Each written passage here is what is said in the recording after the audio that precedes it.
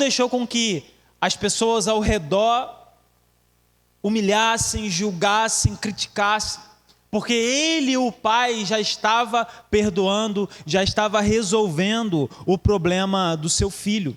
Então, ele continua ali falando sobre uma festa que ele daria.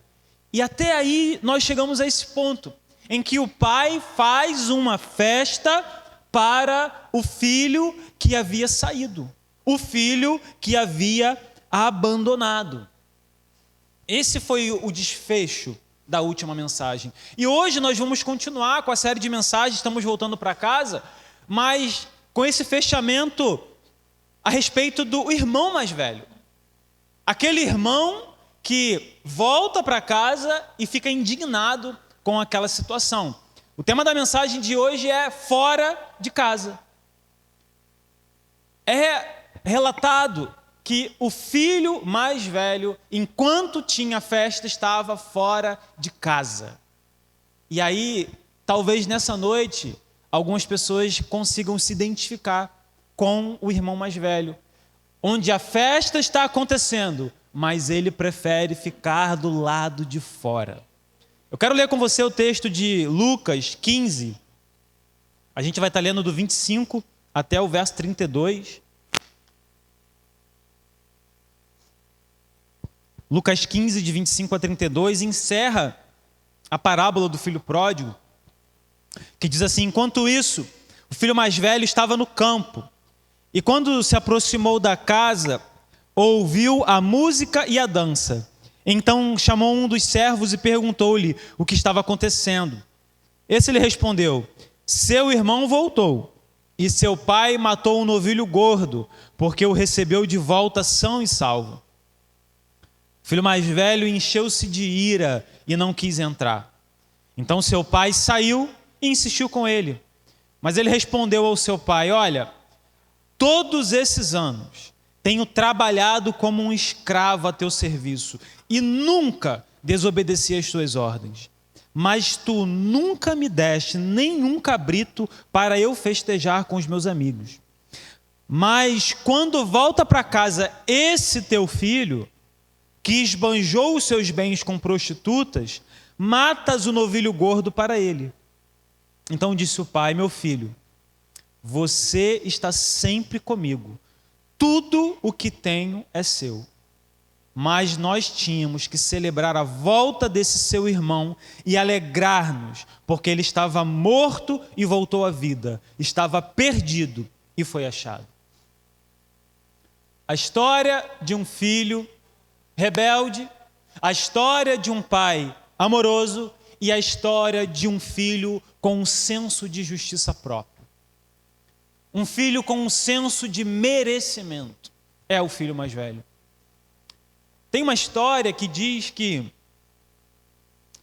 certa vez um grande amigo do poeta Olavo Bilac queria vender o seu sítio.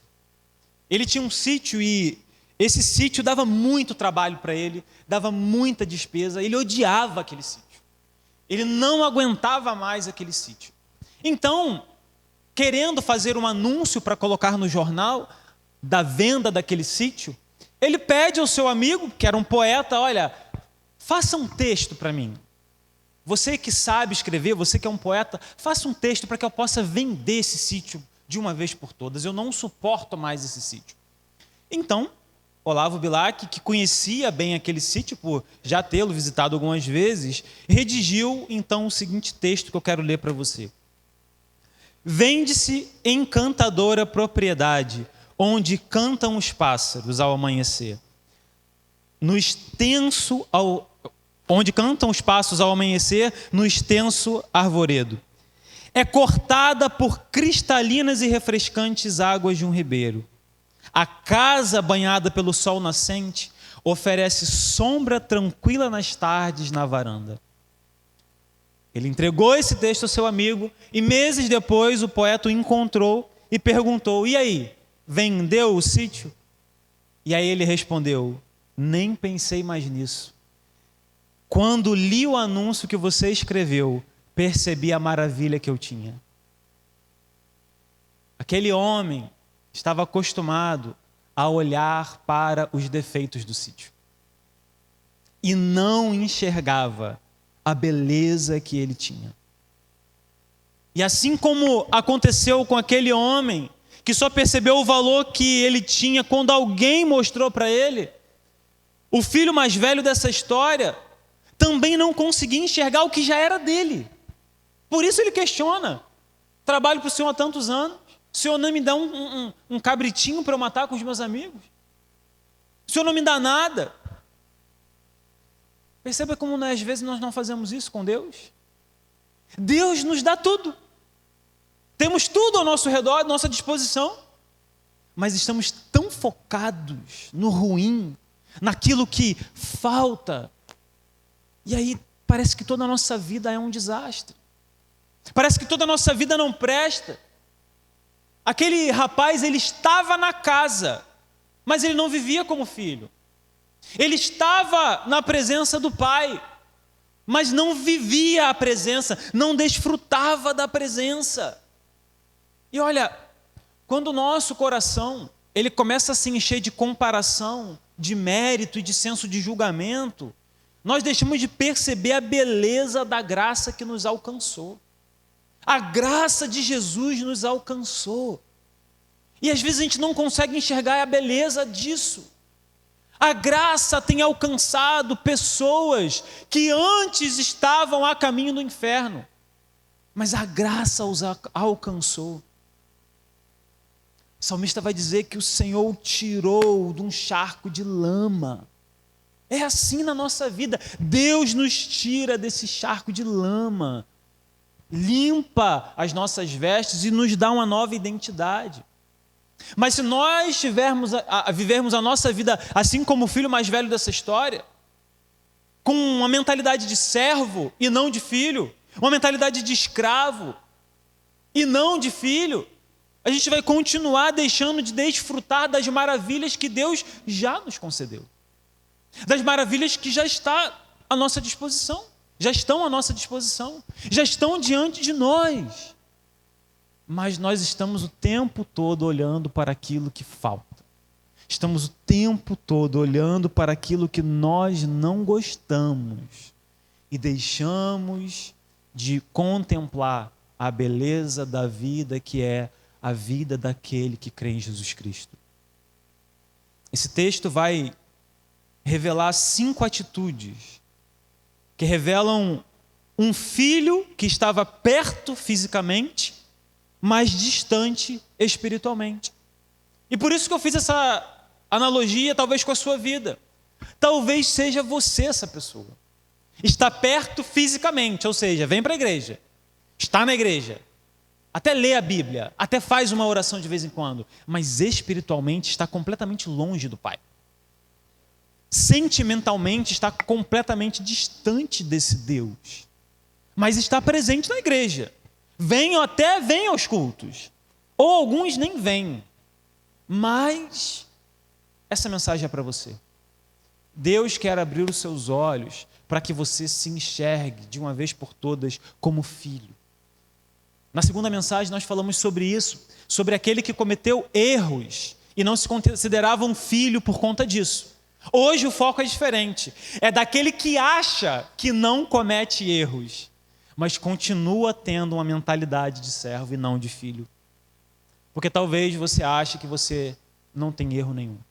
Talvez você ache que o errado é o outro, mas olha, o Espírito Santo tem uma coisa para falar para você essa noite. Comece a limpar a casa, porque ainda tem alguma coisa para ser tirado da sua vida. Amém? A primeira atitude desse rapaz revela a distância disfarçada de serviço. O que é a distância disfarçada de serviço? Eu sou tão atarefado na igreja que eu não tenho tempo para ler a Bíblia. Eu sou tão atarefado nas coisas de Deus que eu não tenho tempo para Deus. Eu tenho tantas tarefas na igreja que eu não tenho tempo para Deus. Ou eu tenho tantas tarefas na minha vida. Eu tenho que cuidar de filho, eu tenho que trabalhar, eu tenho que estudar. Está uma loucura, então eu não tenho tempo. Era esse rapaz. Um rapaz dedicado às tarefas, E não é um relacionamento com o Deus. Não é um relacionamento com o Pai, que aqui o Pai é a representação de Deus. Olha, o desafio do pregador é ele ler a Bíblia não só como uma ferramenta de pregação. É ler a Bíblia como um momento de relacionamento com Deus. A gente que prega, às vezes a gente tem a tendência de cair nesse erro. Lê um texto e pensa, isso aqui dá uma mensagem maravilhosa. E aí a gente esquece o relacionamento e começa a mensagem assim.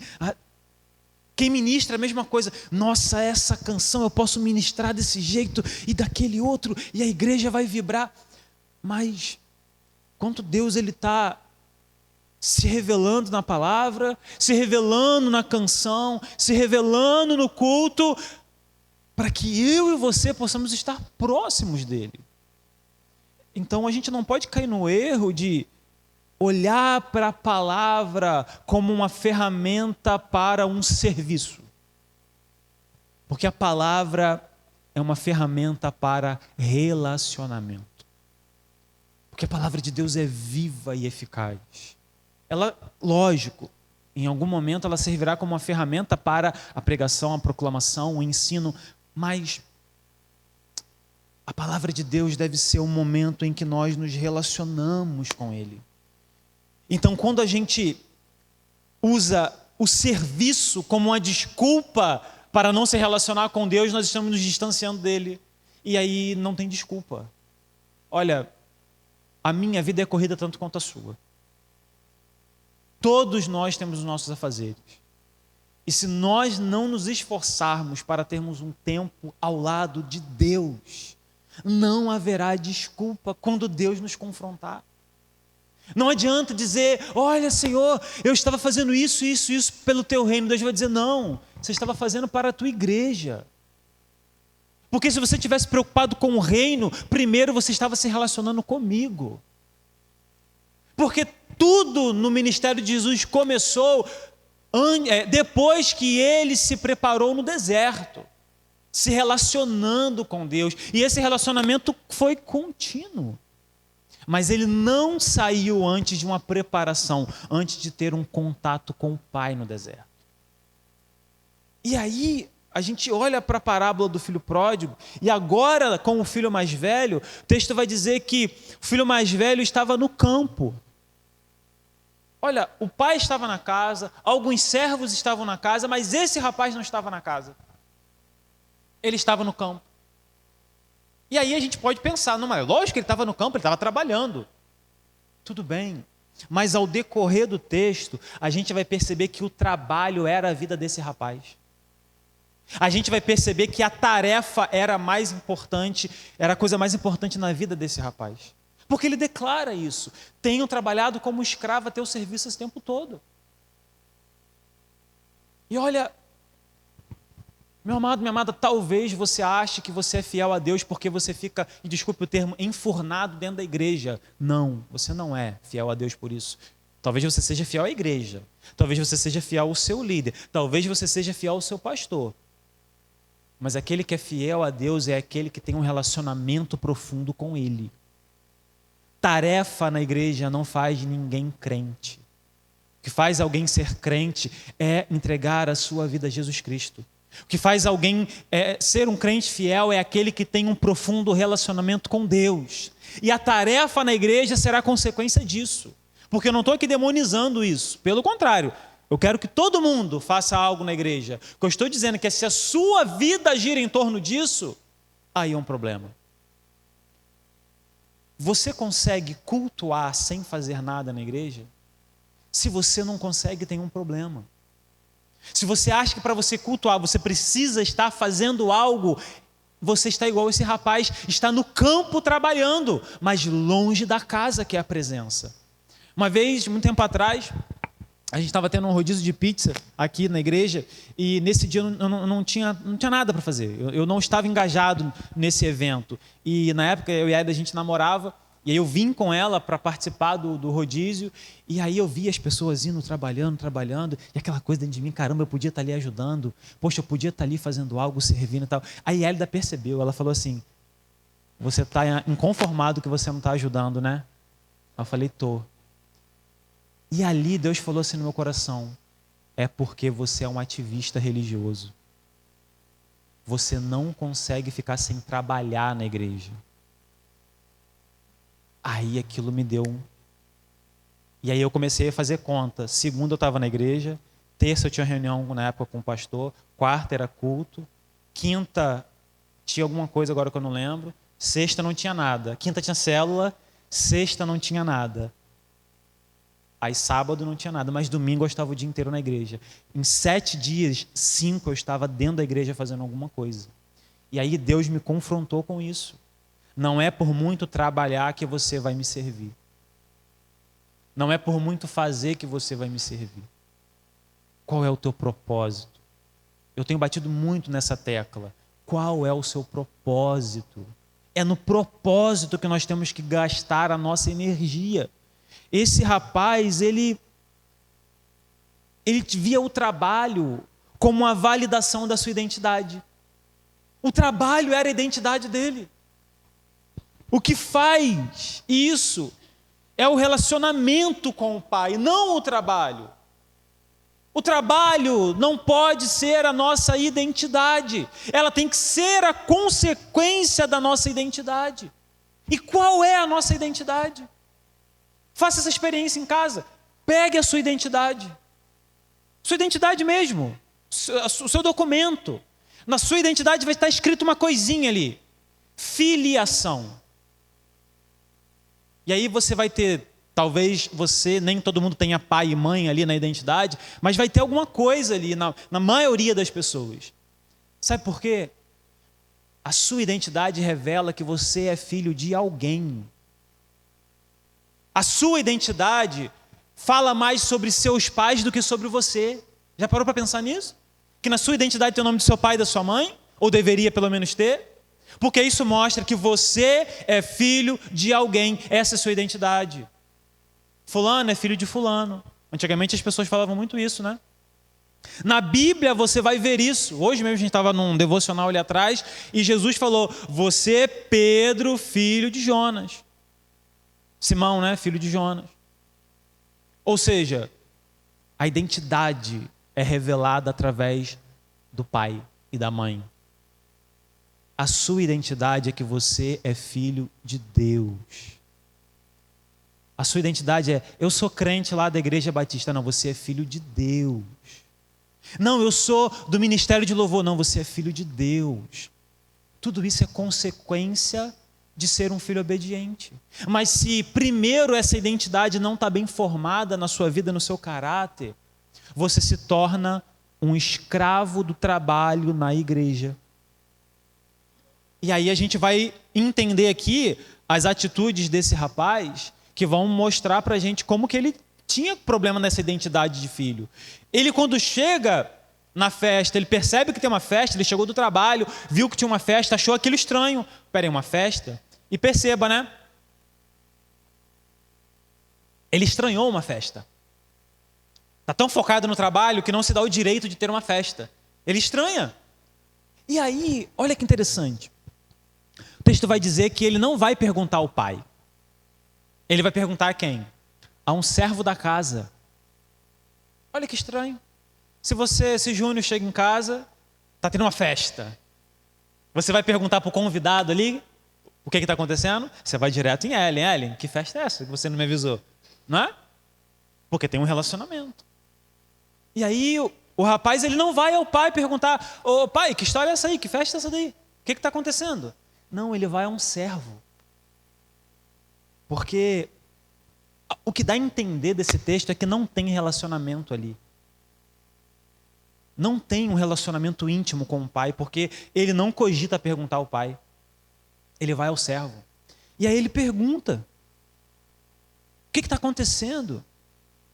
Por que dessa festa? Aí o servo revela. Não, o seu irmão voltou E seu pai matou um novilho gordo. E a gente viu na semana passada que o novilho gordo é um símbolo de festa grandiosa. Os novilhos que eram gordos, cevados, eles eram preparados para uma grande festa. Sabe a ceia de Natal? Que você só encontra peru de Natal no Natal? Porque eles são preparados para esse momento. E aqui o novilho cevado, preparado, era para isso. E aí quando ele sabe isso, ele percebe e fala, peraí, o que está acontecendo? E aí a gente percebe uma progressão, revelando um problema desse rapaz. Primeiro, ele está no campo. O campo é a vida dele, é trabalho, trabalho, trabalho, trabalho, trabalho. E olha, um alerta para você, se a sua vida é trabalho, trabalho, trabalho, trabalho, você vai morrer no trabalho. Se você trabalha o tempo todo, é um problema. Porque Deus decretou que nós temos que ter o descanso.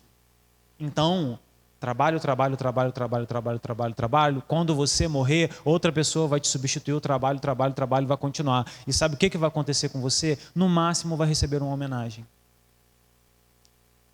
E é assim também na igreja. Trabalha, trabalha, trabalha, trabalha, trabalha, trabalha, trabalha, trabalha, trabalha. Quando você não puder trabalhar mais, talvez você receba uma homenagem. Talvez lembrem de você. Porque é trabalho. Trabalho é assim. E o que Deus está nos chamando é, primeiro, se relacione. Depois a gente põe a mão na massa. Mas vem para cá, vem para perto. E aí a gente vê uma progressão. Ele está no campo, trabalhando, trabalhando. Aí ele escuta uma música, ele já acha aquilo estranho. Ou seja, festa para ele é estranho, diversão para ele é estranho. Sabe aquele crente chato? Não pode ter festa, não pode bater palma, não pode isso, não pode aquilo. Me desculpa o termo, crente chato. Não gosta de ver gente festejando, não gosta de ver alegria. Meu Deus! Sendo que a Bíblia é um livro de alegria. O que mais a gente vê na Bíblia é festa. Jesus era um homem de festa. Adorava sentar o quê? Para comer com as pessoas. E aí tem aquela pessoa que não suporta. Uma vez um amigo meu contando que na igreja da mãe dele, aí fica assim um grupo de mulheres assim, sentados, senhoras, e aí quando começa o louvor, teve uma festividade na igreja, a senhora tirou um tampão de ouvido da bolsa e colocou o tampão de ouvido no ouvido e ficou assim. Por que estava ali então? Não é? Não está desfrutando da festa. Porque é trabalho, trabalho, trabalho, trabalho, trabalho. E aí a progressão continua, ele pergunta para um servo ao invés do pai. E aí o que acontece? Ele descobre o que está acontecendo por terceiros, não pelo pai. Sabe quando a gente precisa que alguém sempre revele alguma coisa de Deus para a gente? A gente sempre tem essa necessidade de alguém revelar alguma coisa para a gente. E aí eu te faço uma pergunta, por que você não pergunta para o pai então? Por que você tem essa necessidade tão grande de o tempo todo alguém ter que revelar Deus para você? Se você abrir as escrituras, Deus vai se revelar para você, amém? Agora, se você não tem um relacionamento com o pai, você vai perguntar a quem? A um servo. E aí entra o pastor, o pregador, o líder, a quem está ministrando. Eu estou indo para a igreja hoje porque eu quero receber alguma coisa de Deus. Abra sua Bíblia, que Deus vai falar com você. Você não tem que vir à igreja para receber uma palavra de Deus. Você tem que vir à igreja para dar uma palavra para Deus. Porque culto não é receber, mas entregar. Então, quando eu quero receber uma palavra poderosa de alguém, e gente, isso não é um problema. Mas se a sua vida gira em torno disso, aí é um problema. Porque revela que você é um servo, não um filho. Porque você tem acesso livre a Deus por meio de Jesus Cristo. Então, tenha ousadia para entrar no Santo dos Santos, que é a presença de Deus. Tenha ousadia para entrar na sala do trono de Deus. Tenha ousadia para entrar na presença desse Deus. E aí ele vai se revelar para você. Porque quando a gente olha para o filho mais velho, ele não estava distante porque o pai excluiu ele da festa. Ele estava distante porque o coração dele já não estava na casa, porque ele preferia estar no campo. Enquanto isso, nós vemos na igreja pessoas que servem na escala da semana, mas não vivem uma intimidade com Deus. Eu vou para a igreja porque eu estou escalado essa semana, já viu isso? A pessoa não vem à igreja o mês inteiro, mas bota lá na escala, eu tenho que ir para a igreja porque eu estou na escala. Pessoas que servem na escala, mas não têm vida com Deus. Não tem vida com Deus. E, meu amado, me desculpa, se você é assim, está na hora de mudar. Porque você vem para a igreja só porque está na escala, revela que você é um servo. Opa, tenho que ir lá bater o meu ponto, senão serei demitido do meu posto. Não é? Deus não quer escravos, Deus não quer servos, Deus quer filhos. E você é um filho amado de Deus e precisa começar a se comportar assim. A festa está te esperando, mas não. Às vezes a gente quer estar no campo, trabalhando. E aí vem a segunda atitude desse rapaz, que é ter um coração contaminado pela justiça própria. Porque o texto vai dizer que quando ele descobre, o coração dele se enche de ira. Olha, o garoto sai de casa, vai embora, o irmão dele, e aí o irmão dele volta, ele fica com raiva. Não é? Ficou com raiva do irmão. A festa não criou a ira no coração dele. Não foi a festa. Foi o coração dele sendo revelado. Já era algo que estava transbordando nele. O ódio pelo irmão, o ódio pelo pai. E ali isso começou a brotar. É um coração contaminado. Sabe aquelas pessoas que têm um coração duro, difícil de lidar? Crente, convertido, mas ainda com coração. Esse rapaz, um coração duro, revela distanciamento de Deus. Porque quando nós estamos diante de Deus, Ele quebranta o nosso coração. Ele muda as nossas atitudes. É lógico que é gradativo, não é algo instantâneo, é num processo. Mas se eu não estou me aproximando de Deus o tempo todo, esse processo vai ficando cada vez mais longo. E vai. E ali, esse senso de justiça própria começa a se acumular e vira um ressentimento. E aí, a gente começa a dizer assim na igreja: eu acho que deveria ser assim. Não concordo. Tudo bem, todo mundo tem o direito de discordar. Mas quando a gente discorda e se afasta, revela o nosso ressentimento. Porque o que o rapaz faz? Ele não concorda com a festa. O que ele faz? Ele não entra na casa. Ele não participa da mesa. Ele não participa da comunhão. Olha, não é assim às vezes na igreja? Não concordo com a cor que foi pintada a igreja. Não vou mais. Não concordo com a maneira como estão gastando o dinheiro da igreja. Não dou mais o meu dízimo. Coração de servo, não é coração de filho. Porque o filho, ele entende que nem sempre a vontade dele vai prevalecer.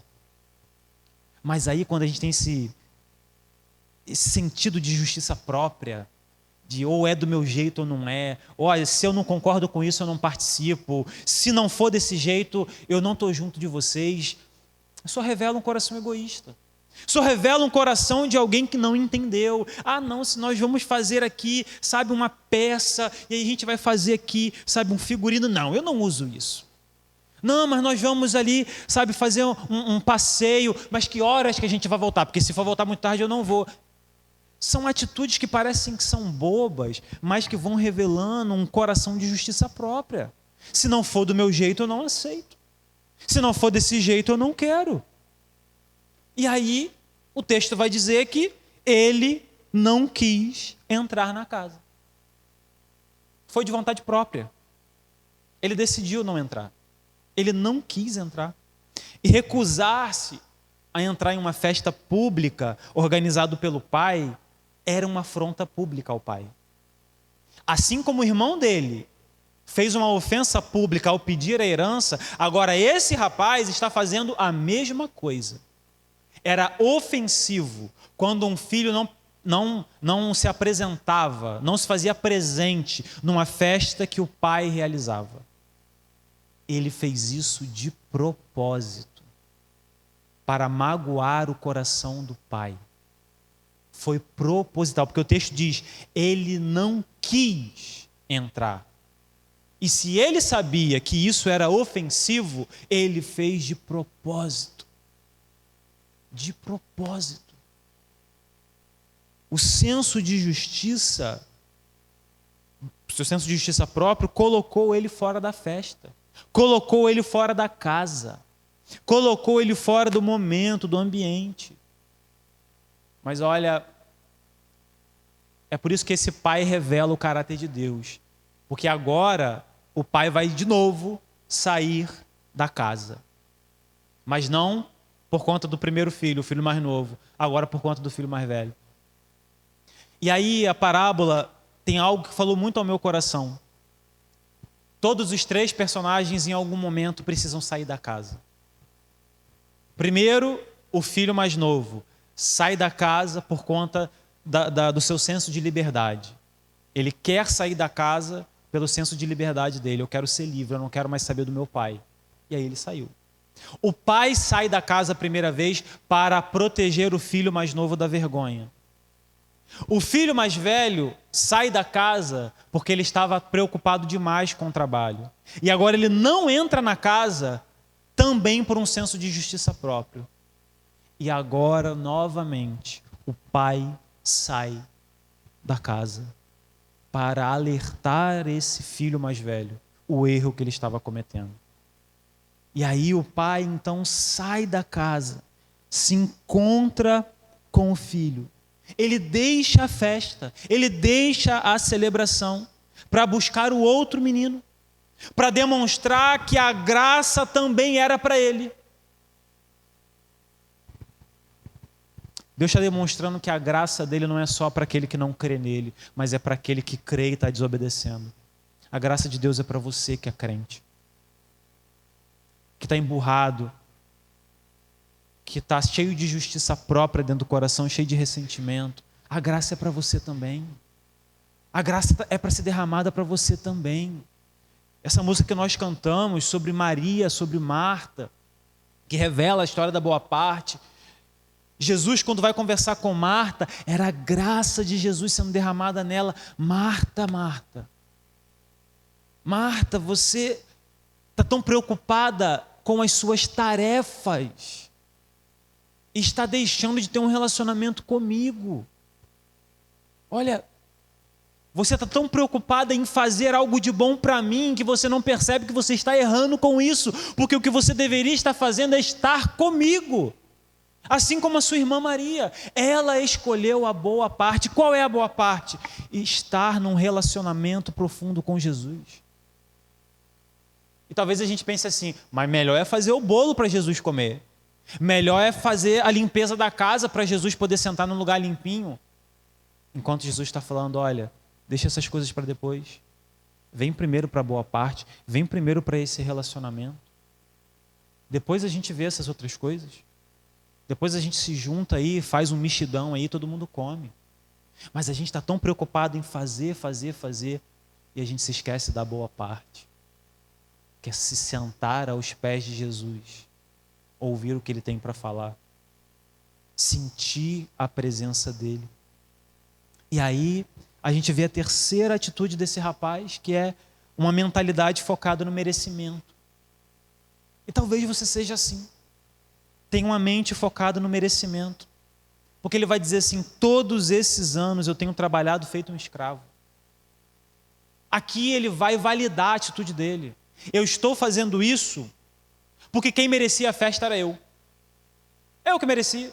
Não esse menino, não meu irmão. Eu que merecia.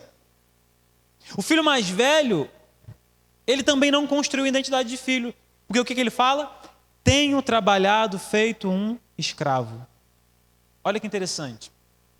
O filho mais novo, o filho pródigo, ele diz o que quando volta? Voltarei à casa do meu pai, pequei contra o céu e contra ti, não sou digno de ser chamado seu filho, trata-me como um dos seus trabalhadores.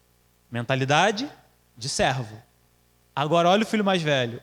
Eu tenho vivido como um escravo esse tempo todo. Ele se colocou nessa posição. Ele se colocou nessa posição. Talvez você tenha se colocado nessa posição. Não, se eu não fizer tudo certo, Deus não vai me abençoar. Olha, meu Deus, eu cometi um pecado, a bênção do Senhor não está mais sobre mim. Olha, eu não sei o Deus que você crê, o Deus que eu creio não é assim que acontece. Deus, ele não retira as mãos dele sobre a gente porque a gente deu um tropeção.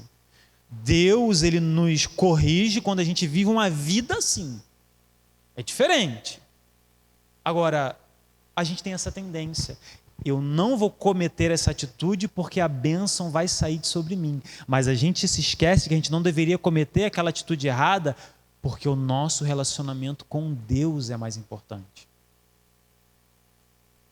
Percebe a diferença de quem tem a mentalidade de filho para quem tem a mentalidade de servo? O servo deixa de fazer o errado para não ser castigado. O filho deixa de fazer o errado para não ofender o pai. E aqui, o filho mais velho, ele tem uma mentalidade de servo. Eu estou trabalhando feito um escravo. Por isso ele estava no campo, porque ele não se permitia estar na casa. Ele não se permitia, ele tinha necessidade de trabalhar o tempo todo. E aí ele vai dizer, eu nunca desobedeci às suas ordens. Sabe o que é isso? Ele vivia na cultura do merecimento pelo serviço.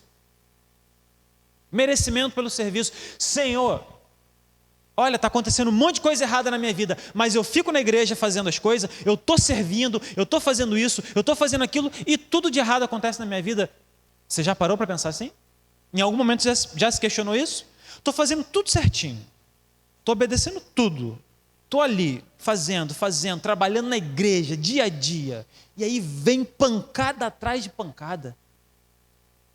Olha, cultura do merecimento pelo serviço.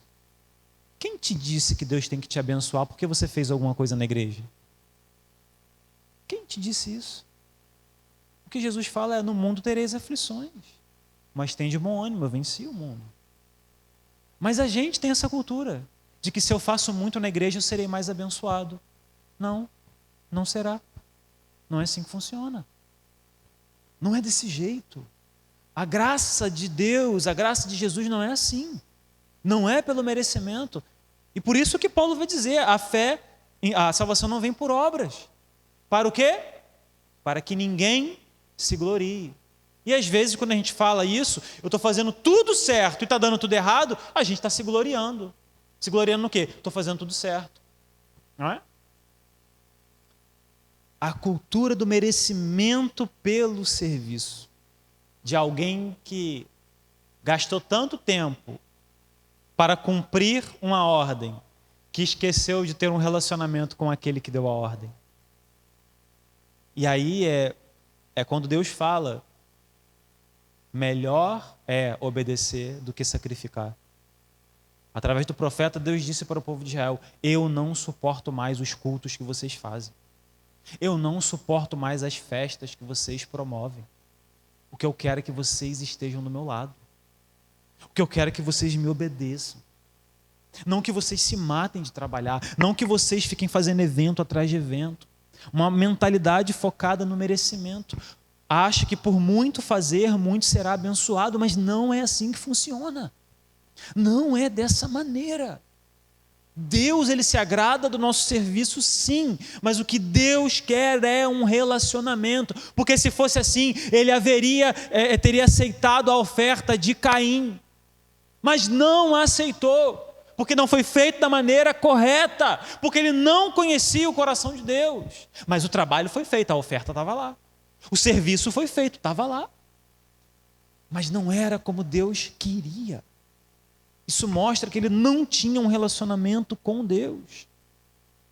E aí a gente vê para essa história e percebe agora a quarta atitude desse rapaz, que ele estava vivendo a armadilha da comparação.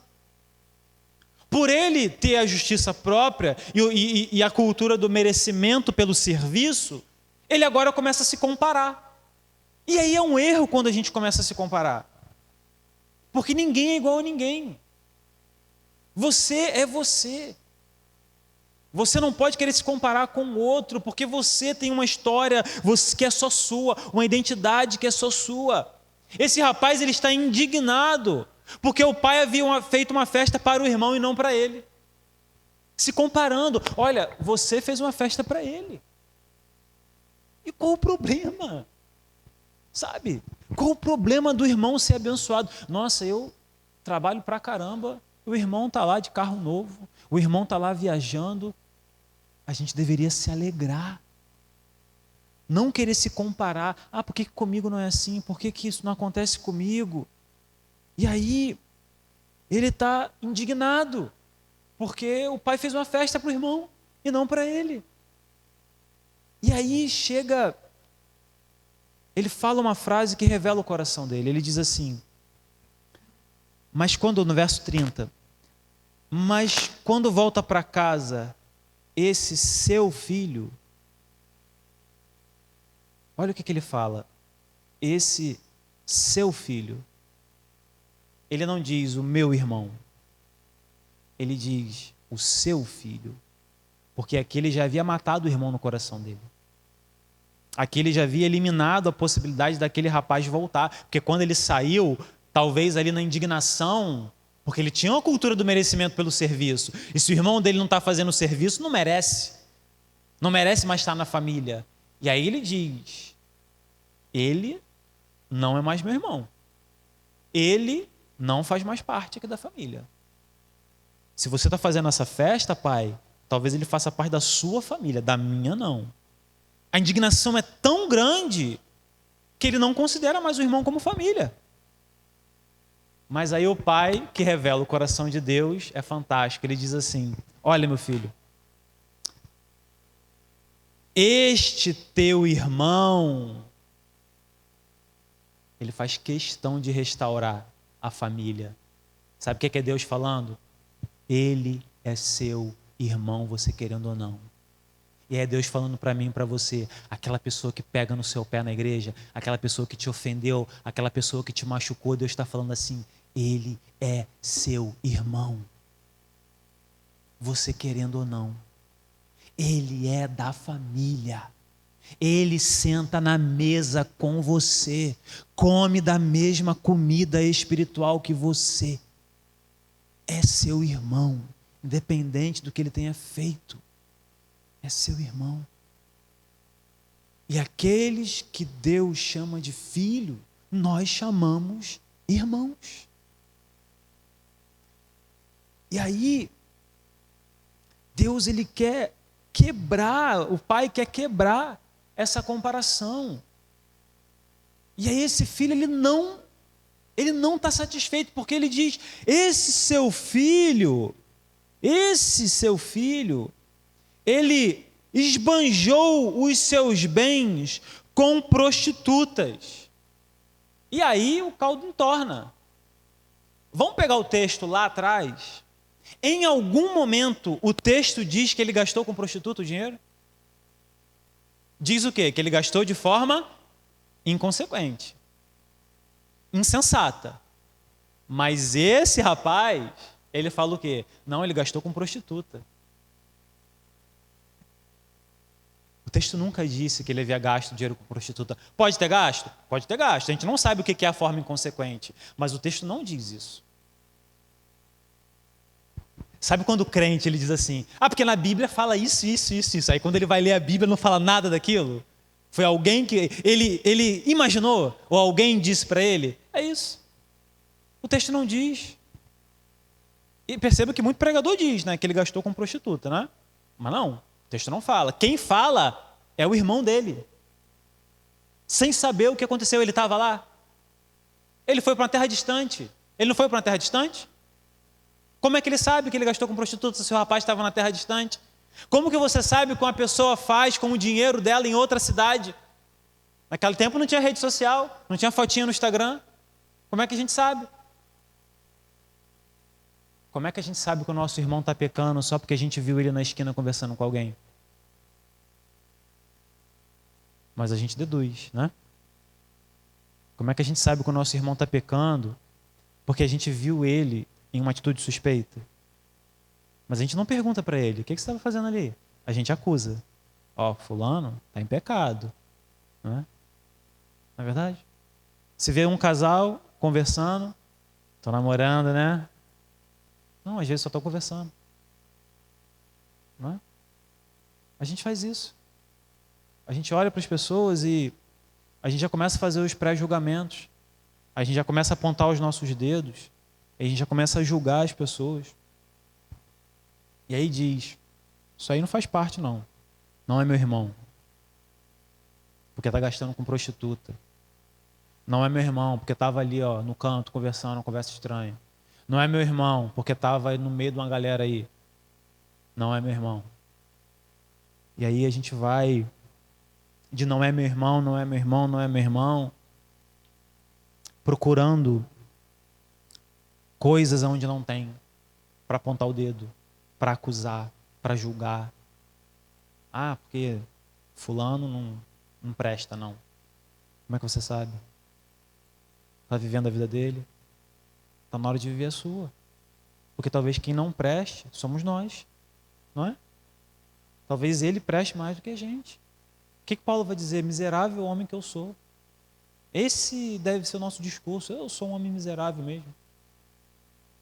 Mas eu estou procurando quem me livrará do corpo dessa morte. E graças a Deus por Jesus Cristo. A gente estava conversando ali, alguém, não vou falar quem, falou assim, que se não fosse Jesus eu seria uma pessoa horrível. Mas é verdade. Eu também. Eu seria uma péssima pessoa. Você também seria uma péssima pessoa se não fosse Jesus. E aí vem um apontamento. Olha, quem vive se comparando com os outros, em algum momento, vai tentar rebaixar alguém para que a sua luz possa brilhar mais forte. Quando a gente se compara demais, em algum momento a gente vai tentar rebaixar o outro. Olha, eu tinha um amigo que ele sempre fazia isso. Ele sempre tentava rebaixar a gente para ele poder se engrandecer.